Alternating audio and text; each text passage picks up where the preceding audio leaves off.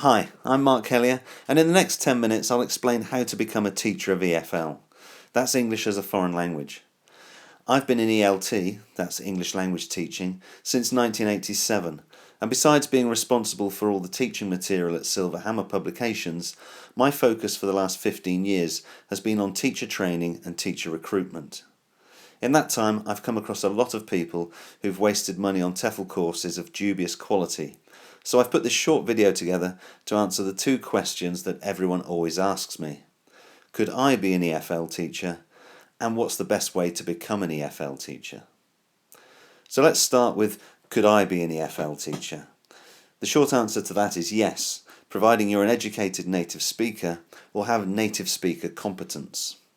Of course, there's a lot more to it than just being a fluent English speaker, but subject knowledge and teaching skills can be learnt. So not knowing much about grammar rules initially is not a barrier. In fact, there's generally far too much emphasis placed on grammar knowledge and grammar teaching in the ELT industry. Having said that, if like me you've acquired a knowledge of grammar through learning foreign languages, that's definitely going to be an advantage, especially when it comes to self-confidence. Now, to be a good teacher, a thorough knowledge of your subject is only half the battle. You need to be able to inspire your students to learn. This requires an enthusiasm for your subject, a lively and outgoing personality, a natural talent for explaining things, and a good deal of patience. The majority of jobs will almost certainly involve teaching teenagers, so classroom management skills will also be something you need to master. You also need to bear in mind that most ELT jobs which provide a regular income are abroad, so if you're not in a position to travel, this may not be the career for you. So if, after considering those issues, you think you have what it takes to be an EFL teacher, the next question is, how do you go about becoming one? And this is where people begin to spend money unwisely. There are a range of TEFL courses out there, all offering different qualifications at different prices. And if you're new to the industry, it's difficult to know what's best for you. There are also a lot of organisations out there making rather misleading claims about the courses they offer. So here's an overview of the situation. The two main ELT qualifications in the UK are the CELTA, that's Certificate of English Language Teaching to Adults, awarded by UCLES, and the Cert TESOL, Certificate in Teaching English to Speakers of Other Languages, awarded by Trinity College London. These have worldwide recognition, are usually done intensively over 4 or 5 weeks, and always include observed teaching practice with real students. The cost of these courses is usually around £1,200. Because of the cost and time commitment required for these courses, many people opt for the much cheaper option of an online course or even a weekend course. These can cost anything from £100 to £400, depending on what's included.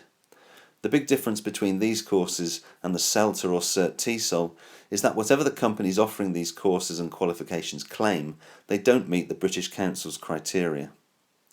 The British Council says that to be considered as a valid certificate in ELT or TESOL, the qualification must 1.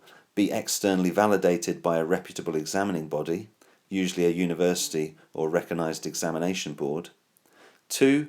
Contain at least 6 hours supervised teaching practice, that is, teaching practice where a qualified assessor observes the trainee teacher teaching real students and gives feedback on his or her performance, and 3. Contain at least 100 hours of ELT input. Most online courses won't comply with points 1 and 2, but that's not to say that these online courses are completely worthless.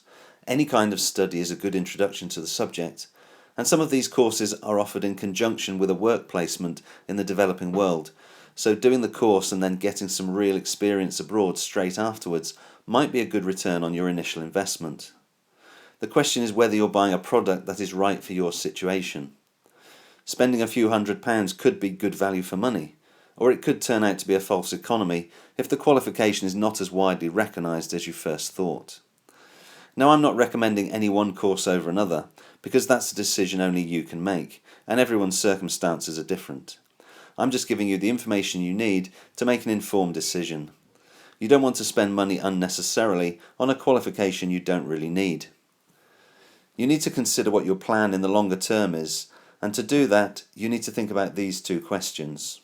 1. which part of the world do you want to teach in? And 2, how long do you plan to do it for? So, which part of the world do you want to teach in? Most TEFL work is abroad, but there's a big influx of foreign students into the UK in the summer, usually from mid-June to late August. So consequently, it's relatively easy to find teaching work in the UK during that period. Outside of those months, it's difficult to find regular teaching work.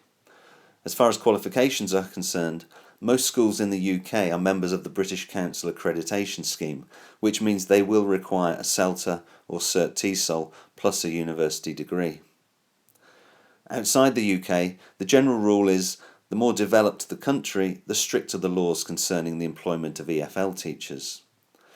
In practice, this means that teachers without recognised qualifications and with little or no experience can still find work in places like South America, the Far East, Eastern Europe and Africa.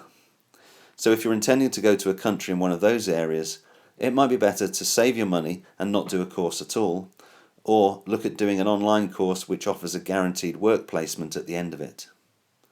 If you're thinking about working in Western Europe or the Middle East, then it might be better to do a CELTA or Cert TESOL course, as most employers will expect one of those qualifications as a minimum. Many countries expect EFL teachers to be educated to degree level, so this can be a stumbling block as well. Okay, let's move on to how long do you plan to do it for? If you're planning to spend 2 or more years teaching abroad and don't know exactly where you're going, it might be better to do a CELTA or Cert TESOL course if you can afford it, simply because either of those qualifications will give you more flexibility and will give you an edge when looking for a job. So you need to look at the money you spend on an accredited qualification as an investment which will pay you back over time. And over a few years, the return on your investment in one of these courses will almost certainly justify the initial outlay. So to sum up, these are your choices. 1. A CELTA or Cert TESOL course costing about £1,200 plus accommodation and travel. 2.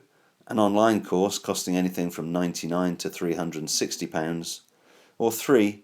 A weekend course costing anything from £145 to £200 plus accommodation and travel. So looking at it like this, your minimum spend is about £100 for an online course which might help you get a job somewhere in the developing world. Now that's still a lot of money, particularly when the content of these courses is so basic.